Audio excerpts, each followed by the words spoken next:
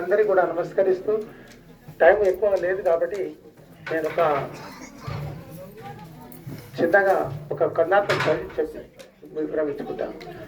ఆకాశ పంచకమంతరేంద్రియములు ప్రాణాదులును వాయు పంచకంబు జ్ఞానేంద్రియములు వైశ్వనర పంచక మప్పు పంచకము శబ్దాదులైదు కర్మేంద్రియములైదు కడుభూమి పంచకం బెట్టులిరువది ఐదింద్రియములు ఇవి ఆత్మగాదని ఇన్నిటిని ఎరిగడు ఎరుకయే పరమాత్మయని ఎరింగి సాంఖ్యయోగంబు సాధించు సజ్జనుండు ముక్తి జందును మీ పాద భక్తితోను రమ్య గుణధామ భద్రాద్రి రామ పరశురామ నరసింహ దాస సంరక్షితవ్వా అన్నప్పుడు ఆకాశ పంచకం అన్నప్పుడు అంతరేంద్రియాలు జ్ఞానము మనసు బుద్ధి చిత్తము అహంకారం వీటిని ఏమంటారంటే అంతరేంద్రియాలు అని అంటారు.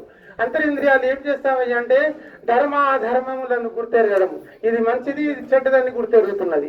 తర్వాత వాయు పంచకం ఉన్నది కాబట్టి వాయు పంచకం ఏంటంటే సమానం వ్యానం ఉదానం ప్రాణము అపానము ఇవి ఏమంటారు ప్రాణేంద్రియాలు అని అంటారు.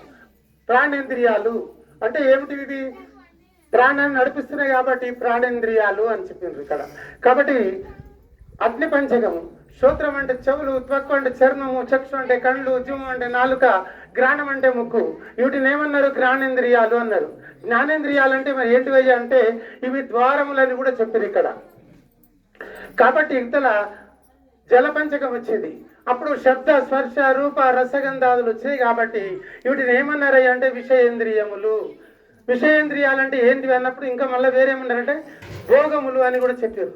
తర్వాత పృథ్వీ పంచకము. పృథ్వీ పంచకం అన్నప్పుడు వాక్కు అంటే మాట, పాణి అంటే చేతులు, పాదం అంటే కాళ్ళు, గుయ్యము గుయ్యము అంటే ఇవి మల విసర్జన చేస్తున్నాయి కాబట్టి వీటిని ఏమన్నారంటే కర్మేంద్రియాలు అని చెప్పారు. కర్మేంద్రియాలు అంటే ఏంటివి? ఇవి పనిముట్లు, పనులు చేస్తున్నాయి కాబట్టి పనిముట్లు.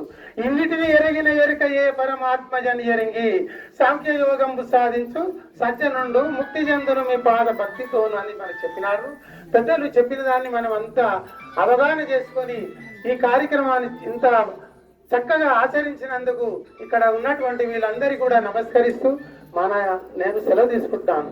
ఎందుకంటే టైం చాలా లేదు కాబట్టి. జై సద్గురు.